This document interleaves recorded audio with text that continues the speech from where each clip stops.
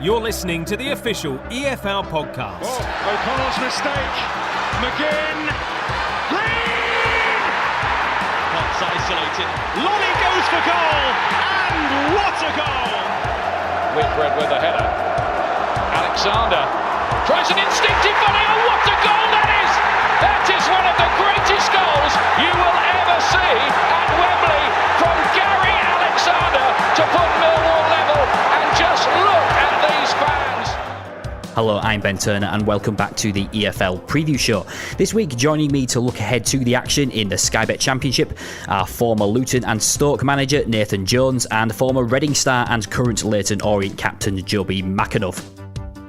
Meanwhile, in Sky Bet Leagues 1 and 2, former Rochdale and Tranmere star Joe Thompson looks ahead to our featured games and gives us his reaction to Simon Grayson leaving Blackpool.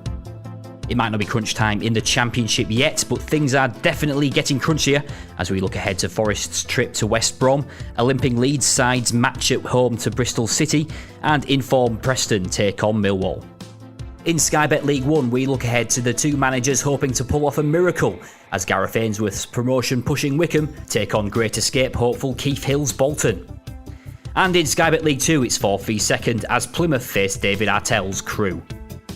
But first, the Championship, where somehow it's got even tighter at the top. Hamed holding it up impressively there, but it breaks for the home team. Naby Sarr intervenes.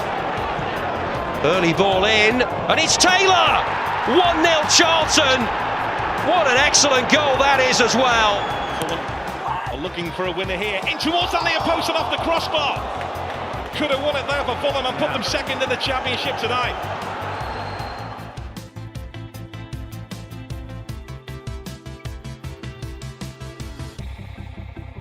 So let's start with the reaction to some of the midweek games, Nathan, first of all. Fulham missing out on the chance to go up to second after they drew at Millwall. They haven't lost in the league for over a month now.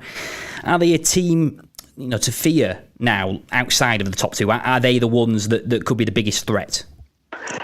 I mean, look, I wouldn't sort of the actual now in that sentence means that suddenly they've actually come on to being one of the threats. I mean, they were one of the favourites. They got one of the best squads. They play a certain way. They're attacking style, and over a Championship season, they've been one of the most consistent teams. I watched them last weekend actually at Blackburn, and they've had two very, very tough away games. Blackburn away, and they managed to win that in a really tight game. They drew with Millwall. So I know you might want to think, well, they've missed out on the chance, but actually they've taken 4 points on the road.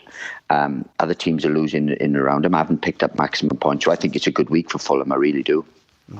I know we've talked about Fulham a lot previously, Jobi, and, talked about them not clicking into gear maybe previously, but do you think that's changed now? We look at the form after the new year, they seem to have hit the stride a bit.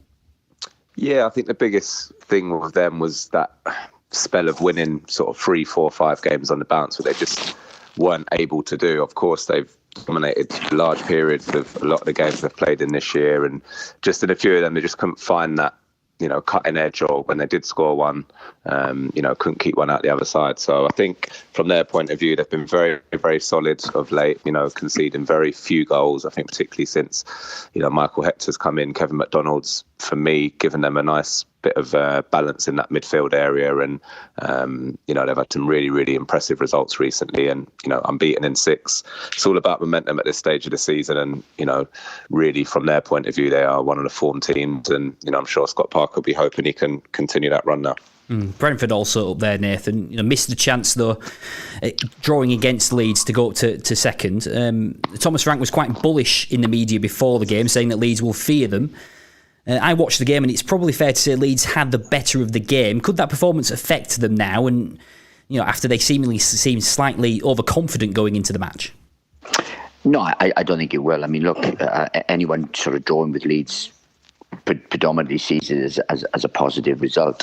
Obviously, with Brentford's home form and the way they've been playing of late, they would have been confident. Leeds don't fear anyone. They would have respected Brentford, but as you saw from the performance, Leeds go after you. They come for you, they go after you, and they keep coming until the referee blows the whistle. That's the great thing about Leeds. Not many teams do that. So it was probably two of the most attacking, fluent teams in the division going head to head. You could pretty much guarantee it wasn't going to be a 0-0. But I think both teams there will come away and think, that's a pretty decent result. Leeds want to win every game, but going away to Brentford, you have to be respectful. I know I went there with Stoke this year, and we drew, kept a clean sheet, and we saw it as a positive result because of the way Brentford play. So no, look, I think both of those will come away from that thinking that's a decent result. Neither could afford to lose the game, and now they'll be looking for the upcoming games really to get 3 points. Jobi, again, I remember us speaking about Brentford at the start of the season as well, talking about their strategy. January seems to waver from that though. New players coming in and no significant outgoings. Is that another sign of that confidence that they believe, that they can go up this year? Yeah, most definitely. I'm sure there are people at the club, in the hierarchy that are looking at this as a fantastic opportunity to finally get Brentford promoted into the Premier League. They've again put a good run of games and results together to really push them up into that position they're in now, threatening the top two. And I'll be honest, the players they've brought in fits into the Brentford model. Young players that have done well at a lower level. They're giving them the opportunity. The likes of Tariq Fosu-Henry and Shandon Baptiste have come in. Young lads along with Joe Adams, and I think they'll give them an opportunity. And then it's up to them. If they go on and do well, there's always that scope to potentially move them on at a later date. But, I'm sure from their point of view, it's about those boys coming in and giving them a push, a bit of an injection at this important time of the season to help them, cement that place, at least in the playoffs, and, hopefully push for a top two spot. And we'll touch on this from a Forest perspective shortly, Jobi, but Charlton getting that crucial win at the City ground as well. Lyle Taylor getting the winning goal. How important was it for them to keep hold of him? And will it be the difference between them, staying up and going down, do you think? Yeah, I think having a goal scorer, to make the difference, obviously it's a real tight encounter, and obviously he popped up with the winning goal. And I think from that point of view, when there are not a lot of differences between teams in games and those real tight moments, that's when a goal scorer like him is invaluable. So I think they haven't had him out as much as they would have liked this year through injury. I think they've really missed him. He's already got 9 goals in 17 games, which is a good return, following on from obviously fantastic form last year. So I think if they can keep him fit, he's certainly someone that can help them, in their quest to survive. Yeah, crucial player for them, of course. Now time to talk about Forest and their match against West Brom, and what an up and down week it's been for them. So Nathan, a huge statement by beating Leeds for Forest last weekend. They then go on to lose out at home to Charlton, as we've mentioned. As a squad, how disappointing will that have been for them to miss out on the chance like that, to go level on points with Fulham and Leeds? Look, I think they'll be disappointed. Out of all the results of midweek, I think they'll be the most disappointed.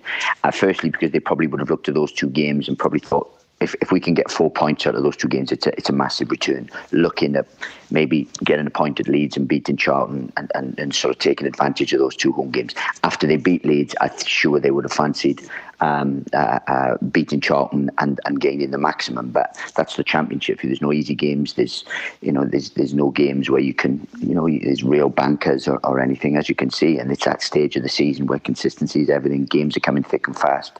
There's 5-6 games this month, I think, and you'll see some strange results.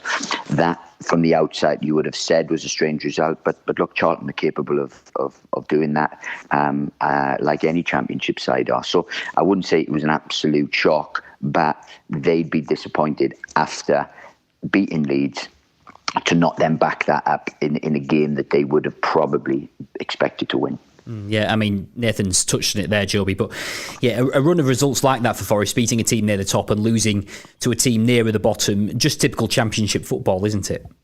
Yeah, it is. I mean, that is the difficulty of the Championship, especially coming off the back of, such a good result. But it's about being consistent. It's about, making sure your performance levels are, at the highest point at all possible times. And I don't know if it was a little bit of complacency. Again, from the outside, that's a game you would look at and feel Forest should have won. Of course, it's not as simple as that. Charlton have got some good players and they're fighting for their lives. I mean, the way I would look at it, and I'm sure, Sabri Lamucci would be looking at, is maybe the changes that he made. I know he said 3 were enforced, and it's difficult, to keep that consistency when you're making an additional 2, so 5 in total. We talk about getting that run together, players getting familiar with each other. And for me, maybe those extra couple of changes were a couple too many, and they might have lost their rhythm a little bit. But, again, they're in a really good place. I'm sure they would have taken where they are at the start of the season for the last 14 games or whatever's left. And, it's about going again and, getting themselves ready for the next game now. Yeah, certainly still well placed. But like we've mentioned, they now face a trip to the Hawthorns. In a way, this could be the perfect game for them, couldn't it, Nathan? Because surely they'll be up for a game against the league leaders. Well, look, the motivation will be there before you go into it, because obviously it's a big game. I'm actually going to the game, so I'm looking forward to it. So I'm sure they will be. But look, it's 2 teams in form. West Brom have 1-3 on the spin. They will be looking forward to the game, but I think it's a game that really suits Forest. The onus will be on West Brom to win it. The way Forest play, they can sit in, look for a counter attack in terms of certain things that they do. People like Joe Lolly, with the pace he has, Lewis Graben, that tends to suit them. So I think it's a game that actually suits them. Yeah, focusing on West Brom now, though, Jobi. 3 wins on the spin for them and clear at the top. Is their blip that we saw earlier in the season now over? And can you see anyone stopping them on their way to automatic promotion? Yeah, you certainly have to say they're over their blip. Obviously, a long spell for them, of not winning games, which is hard to come out of sometimes. As much as winning is a habit, losing can become a habit very, very quickly, and the confidence can drain out of players that seemingly a few weeks ago were on top of the world. So I think it'd be really important. I'm sure Slaven Bilic would be delighted with the response to that, and the fact they've seemed to have snapped that run now with 3 wins on the bounce. Particularly with the results, how they've gone this week, they've managed to put a little bit of distance, between them and the chasing pack, and it's a little bit of breathing space. It's just, been really, really tight all season, and I think for them now, with that little cushion, it'll give them massive confidence for the remainder of the season. Yeah, it could really be the difference. West Brom did a lot of business in January as well, of course, Nathan. How important will that have been for them as well to freshen up the squad? Obviously, getting Kamil Grzycki in on deadline day as well. I think that's been vital. I think they're very, very good signs anyway. But 2, it'll give everyone a lift. It always does when you add real quality in the window. Gives everyone a lift. Those who maybe had a dip in form will have a resurgence really, and a bit more competition. And then obviously what is given to the team, obviously because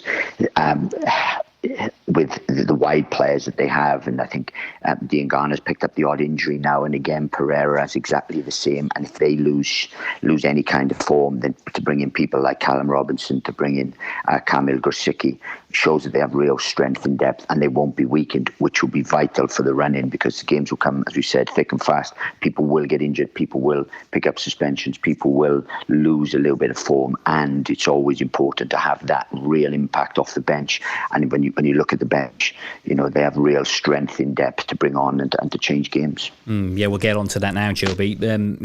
Mateus Pereira scoring in midweek, and now back in the fold after overcoming an injury. They've got Grady Dean Garner to still come back as well into the side. Such strength in depth, as Nathan says, in attacking positions. But could that potentially be a problem for them as well, having all that quality to keep them all happy? In a word, no, not for me. I think, for any team that wants to be successful, that wants to get promoted, you need to have that strength in depth. They've got a real massive opportunity, and that's something that doesn't come around a lot in people's careers, a chance to win a league, to get promoted. And I'm sure all those boys, particularly the ones that have come in recently, will have understood the situation they were coming into, and they want to play a part in that success. And, for me, particularly as a forward line, they're as good as anyone in the league. And, you've got the likes of Charlie Austin, who didn't even start the other day. So many options. And I think Nathan made a key point. They don't lose anything, in terms of when they make those just changes, whether it's resting, whether it's injury. The quality throughout that squad is amazing, really. And I think that will really help to get them the results they need. For me, it's certainly a squad that is, up there with the best in the league, and I fully expect them to go on and get promoted now. Yeah, I was playing devil's advocate a bit there, but now on to other teams who are in promotion contention, as Bristol City face a trip up to a limping Leeds United at the minute. Starting with the home side, we talked earlier about that midweek game at Brentford. How important a result could that be for them, though, to prove that they are still, they are still obviously competing in these games, that they might, from looking at the outset, struggling? Yeah, look, but one thing, I think we've said it before, one thing you have to realise about Leeds United, when teams go to Leeds United, a lot of them change. They're probably the only side in the league that a lot of teams change to combat Leeds. So it's very, the onus is always on Leeds to win the game. Now, it's a big game, Bristol City, but it's a very, very tough place to go. The game in midweek will definitely stand them in good stead because, of course, they're competing. If you have a look at them and you have a look at the stats, they're a top side.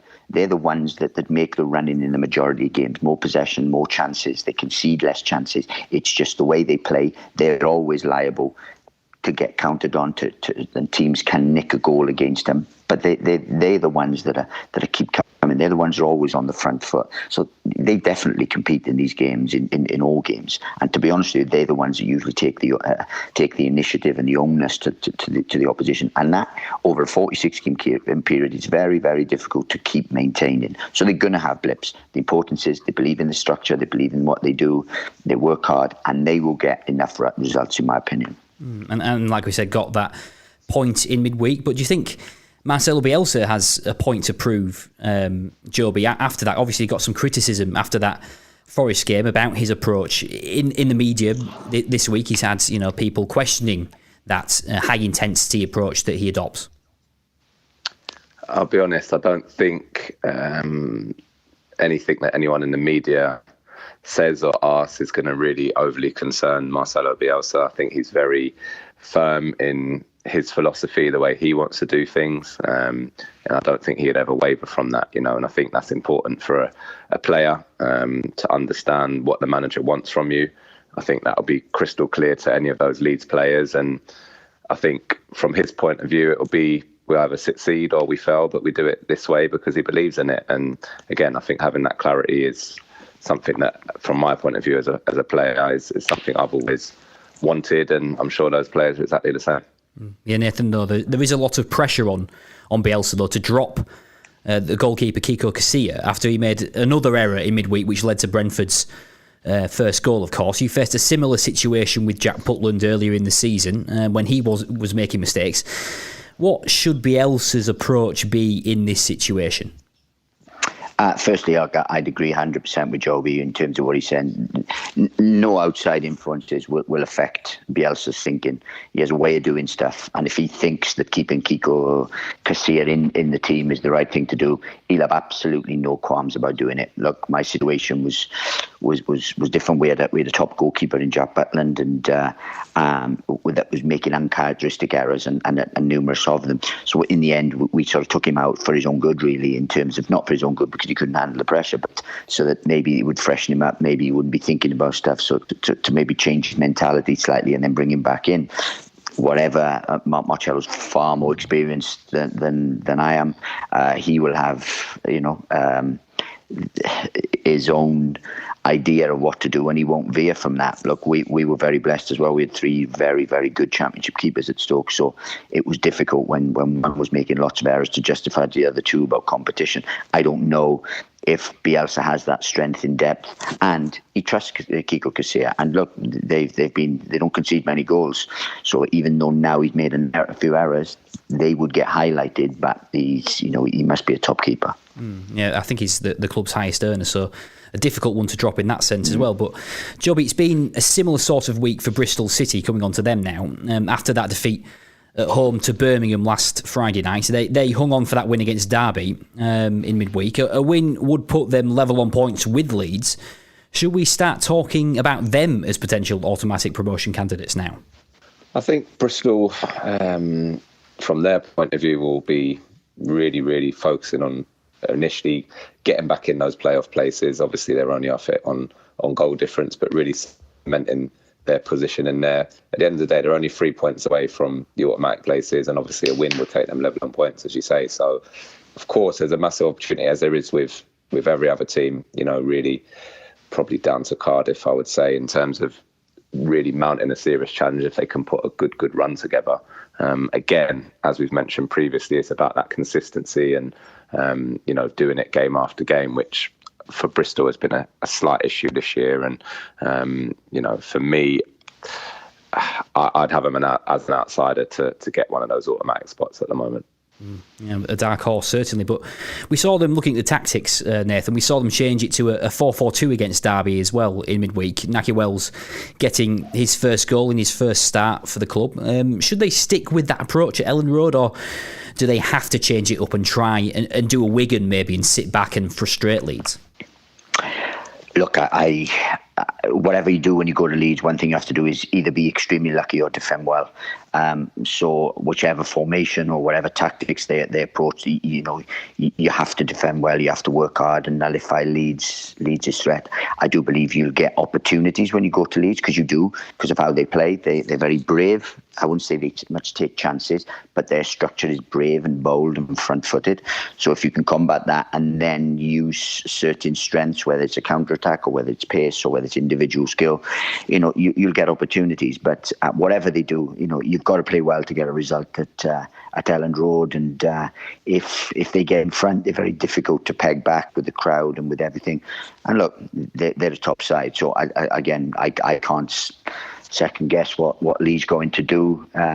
But one thing is for sure, you can't be half cocked when you go to Elland Road. You have to be at it. And Wells obviously scored that controversial goal. It should have been ruled out against Leeds for QPR earlier in the season, Jobi. He's obviously going to get a hostile reception, you feel, at Leeds for his time at Bradford and Huddersfield as well as a player.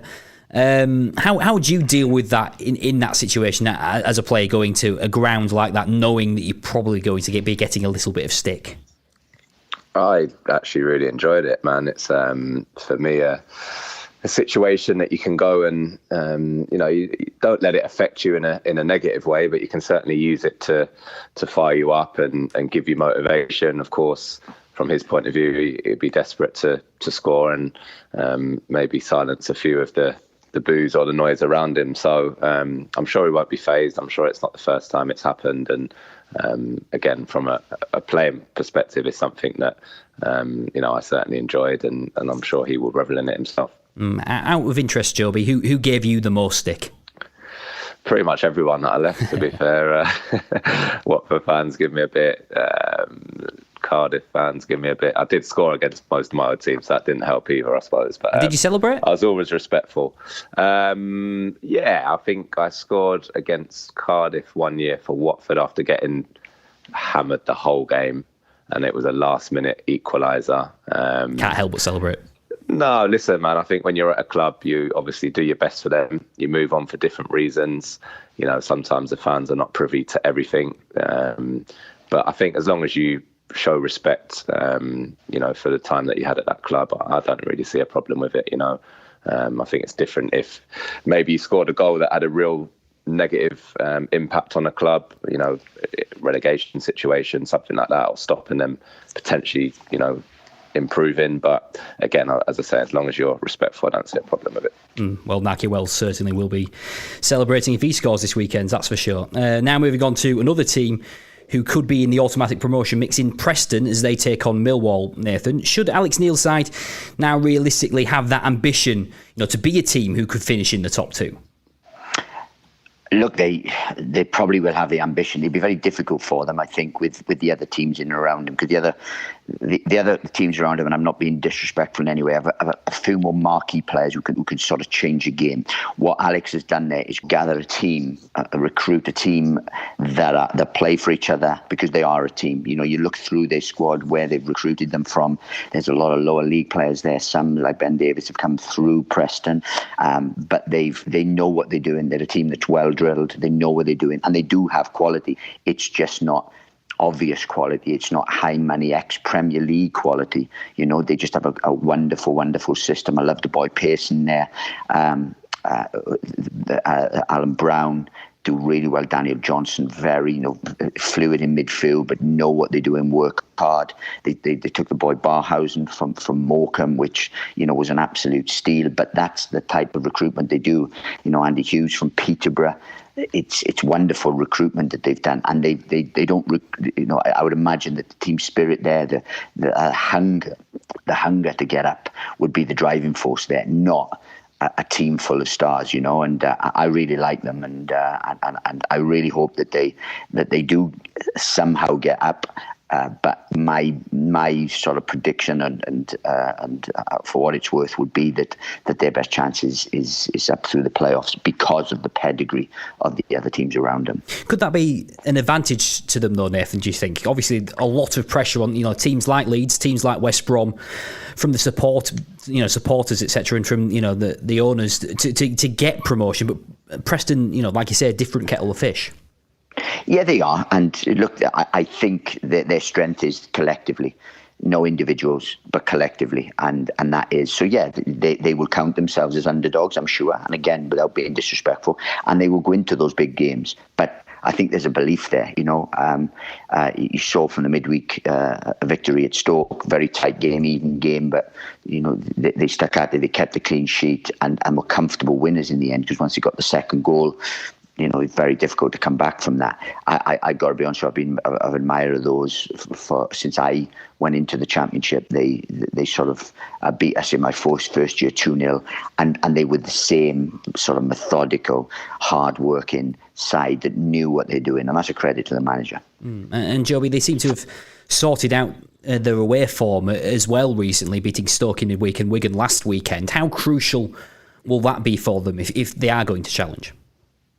Yeah, of course. I think winning games home or away, it's not always an easy thing to do in a Championship, but they seem to have found a way of getting those results away from home, albeit, against teams at the wrong half of the table. Obviously beating Stoke, Wigan, they also won at Barnsley as well. So I think for me, the real test for them is going to be, those games against the teams that are in and around them. I think that will show everybody exactly where they are in terms of whether they can fight for a place higher up the table, or whether it is going to be a matter of potentially settling for a place in the playoffs. We've got some real tough games to come. I think obviously this one's going to be difficult as well. We know how hard it is playing against Millwall. So I think that they're in with a great shout. But for me, the tougher tests are going to come, and we'll see how they get on with those. You mentioned, Nathan, obviously the lack of so-called superstars at the club. They don't seem to have a striker who can typically score more than 20 goals a season as well. Could that be a problem for them as well going forward, and might be something that holds them back a bit? Look, it doesn't seem to be holding them back, so I don't think so. They would probably like someone to do that, but what they have is a real strength, a collective strength. They all chip in with goals, centre halves chip in with goals, midfield players chip in with goals. They're very very good from set plays, so they're very methodical in what they do. And as I said, they're not reliant. Their structure is better than any individual, so they're not reliant on just a 20-goal striker. So if he doesn't score, where's their goals coming from? They chip in. It's a very, very good system they have. They don't veer from it too much. They tweak. They're very pragmatic in certain things that they do. They do the basics very well.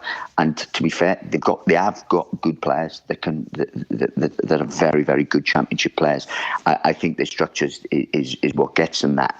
So at the minute, they're not missing a 20-goal man, but maybe as games get tighter, and especially against the top sides, someone that can nick something out of nothing, maybe they will rue that. But at the minute, they don't seem to be. Sometimes it can certainly make the difference, of course. Millwall haven't won in their last 4, though, Jobi, but they've had obviously a tough run of games, and they, themselves are a tough team to beat, as Fulham found out, obviously, midweek. Are they still a team who could fight for a playoff place, do you think? Yeah, I think they're certainly a team that's been in very, very good form. Obviously, Gary Rowett's been in there and done an absolutely fantastic job to turn things around. In terms of their points return since he's been there, it's right up there with any of the other teams, and they're in a good place in terms of, I think, for the squad. I think they've done a great job to even give themselves a chance of potentially, trying to get into that playoff mix, although I think it will be a step too far for them.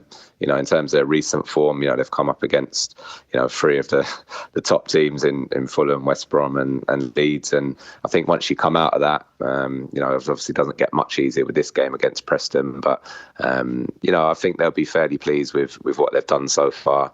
I watched the game last night, and the first half in particular, they were very, very good. They were very bold with their approach to the game.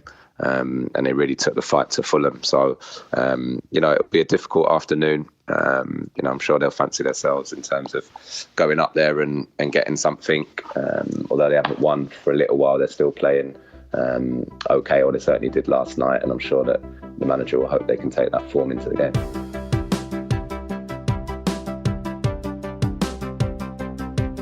Now on to Sky Bet League 1 and 2 with former Tranmere and Rochdale star Joe Thompson, and talk of another managerial casualty. It's delivered in, and there's the winner, Brandon Hanlon.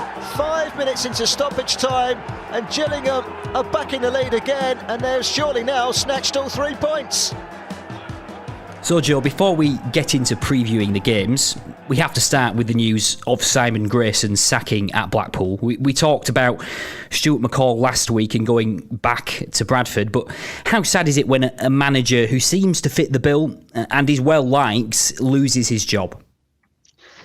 It's a tough one, isn't it? The start of the season, they were doing quite well. And Simon Grayson, he's done very well, particularly with Preston. Over the years, and like you say, for such a well-liked manager, it's a tough one, but I'm sure he'll take a little bit of time to reflect, and there'll be a host of clubs wanting him probably in the summer now. So the players will have missed him as well, but it's football, it's a tough one. And of course did so well in his first stint at Blackpool, earning them promotion from League One, over 10 years ago now. Blackburn legend, David Dunn, now in interim charge. How much of an opportunity is it for him now as well to make his mark in management? I spoke to David just prior to, he was doing some work at Blackburn with the younger ones. I'm sure he'll be relishing it, talk about players that fit the bill and roll into management in a way in coaching. He loves football, he was an unbelievable player, so I'm sure he'll see it as a great opportunity. It's a tough one because I bet you after the last minute defeat to Gillingham, the lads would have been flat, so he will have had to go in there and really try and energise them and get them going. But I'm sure he'll be relishing the opportunity. This season seemingly is a bit of a write-off for them now as well. No fear of relegation or expectation of promotion looking at where they are. How much is this an opportunity for any new manager to come in and really build something here? It's a good opportunity, It's just how long he's kind of given time to put his stamp on things. But, you've seen it with football, a couple of wins back to back, and your name's fully in the hat. So I'm sure as a club, they'll be looking for other options as well. But for him, it's a wonderful opportunity. Yeah, like you say, a great opportunity. Now, let's move on to our selected game in Sky Bet League 1, which is Wycombe against your favourite former manager. Keith Hill at Bolton, starting with the visitors, 12 points from safety, but 2 games in hand. Is there any way that Keith Hill could pull off another miracle?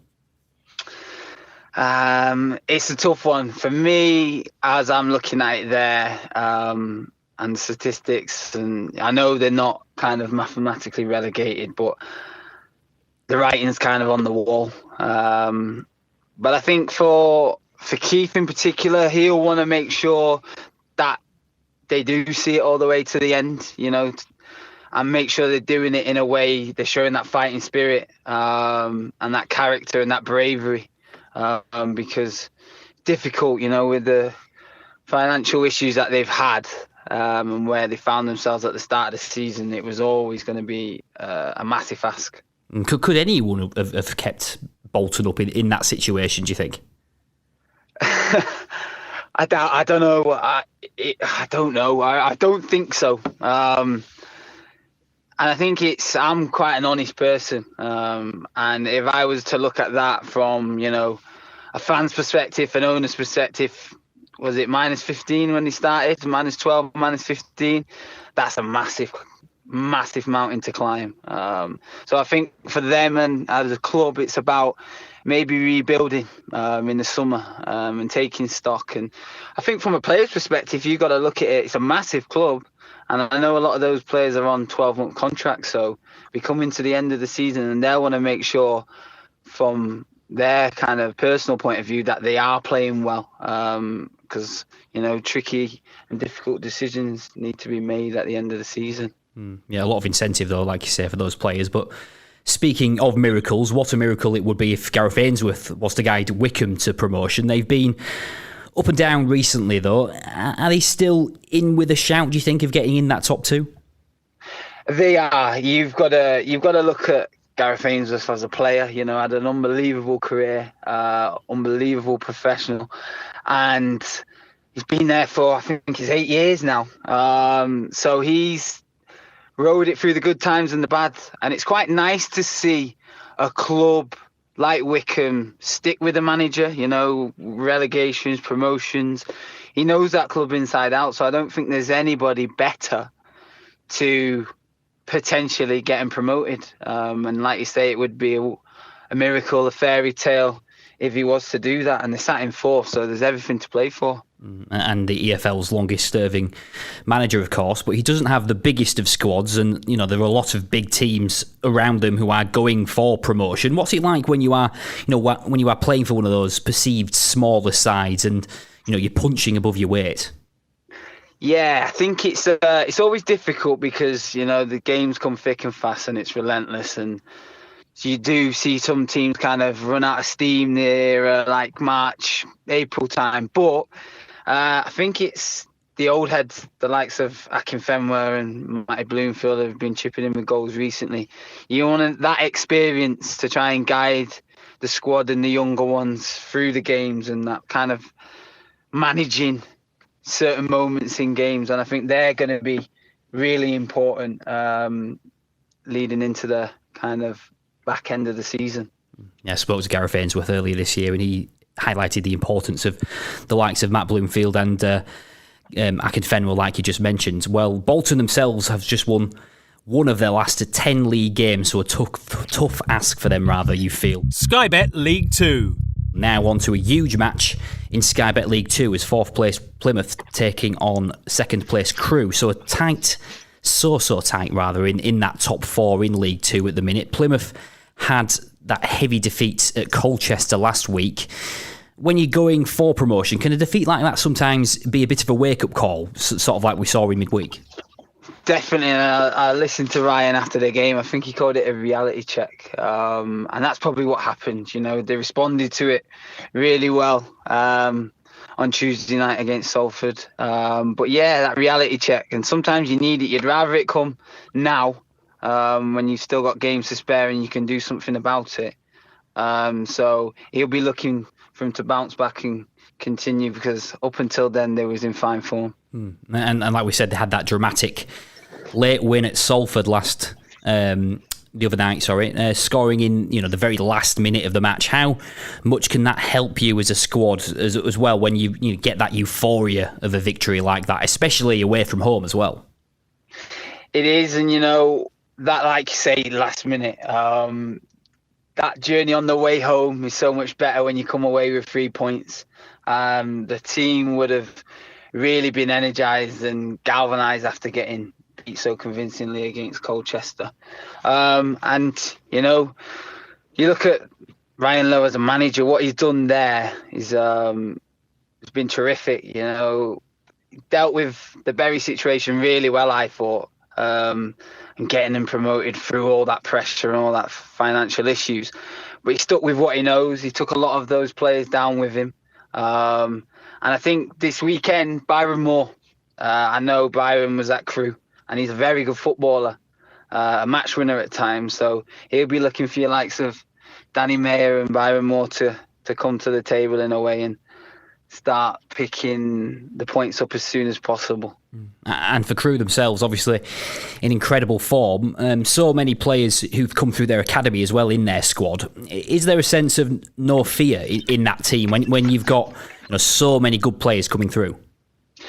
Listen, the Crewe model system is it's credit to them. What they've done over, I'd say, probably the last 20, 25 years, bringing so many players through. It's what they know. It's their bread and butter. And they've got Chris Porter leading the line, still scoring goals at 36. And again, it's having those older heads to steer the younger ones kind of through the season. That is imperative, but they've done amazing. And that's credit to the younger ones as well, because it is tough and they're learning as the season goes on. But like you say, the momentum and the results that they've been picking up have been phenomenal. Yeah, sitting well in second at the minute as well.